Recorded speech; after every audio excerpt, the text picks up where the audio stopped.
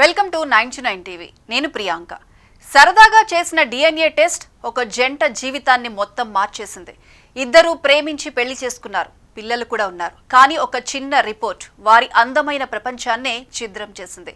ఇది సినిమా కాదు, సోషల్ మీడియాలో వైరల్ అవుతున్న నిజ సంఘటన. ఆస్ట్రేలియా నుంచి భారత్ వరకు డిఎన్ఏ టెస్ట్ పేరుతో విచిత్రమైన కథలు వెలుగులోకి వస్తున్నాయి.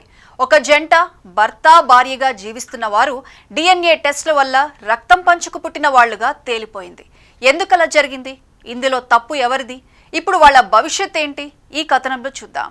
మొదట ఆస్ట్రేలియా దంపతుల కథ చూద్దాం. ఆస్ట్రేలియాలోని న్యూ సౌత్ వేల్స్ లో నివసించే ఒక జంట ఇద్దరు పిల్లలతో సంతోషంగా జీవిస్తున్నారు.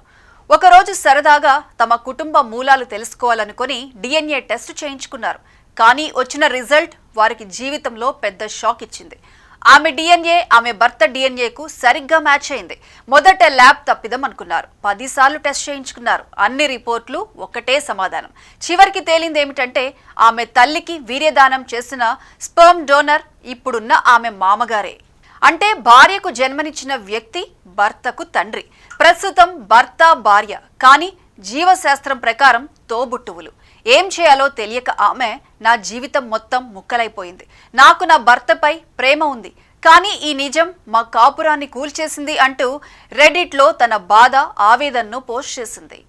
భారత్లో కూడా ఇలాంటి మరో సంఘటన బయటపడింది. 3 సంవత్సరాల పెళ్లి, అందమైన జీవితం, కానీ ఒక డిఎన్ఏ రిపోర్ట్ ఆ బంధానికే బుల్డోజర్ దెబ్బపడింది.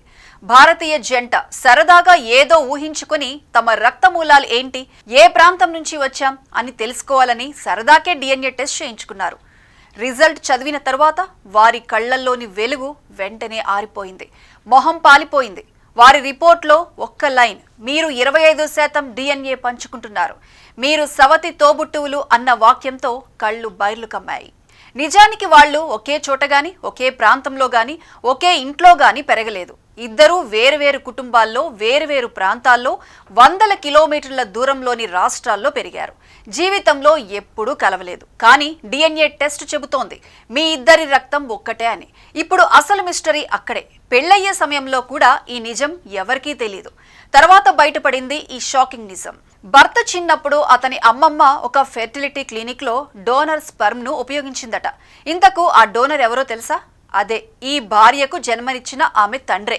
అంటే భర్తకు ఉపయోగించిన స్పెర్మ్ భార్యను పుట్టించిన తండ్రి నుండి వచ్చిందే. శాస్త్రపరంగా ఇద్దరూ ఒకే తండ్రి జీన్స్ నుండి పుట్టిన పిల్లలు.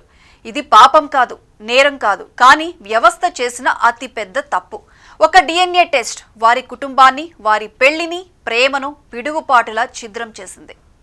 డిఎన్ఏ టెస్ట్ నిజం వెల్లడిస్తుంది, కానీ ఆ నిజం అందరూ తట్టుకోలేరు. ఆస్ట్రేలియా జంట జీవితం, భారతీయ జంట భవిష్యత్తు ఇలా రిపోర్ట్ ఒక్క లైన్తో మారిపోయింది. సాంకేతికత ఎంత శక్తివంతమైందో అంతే ప్రమాదకరమైందని ఈ కథలు చెబుతున్నాయి. కొన్ని నిజాలు మనల్ని మార్చేస్తాయి, కొన్ని నిజాలు మాత్రం మనల్ని ముక్కలు ముక్కలుగా చేస్తాయి.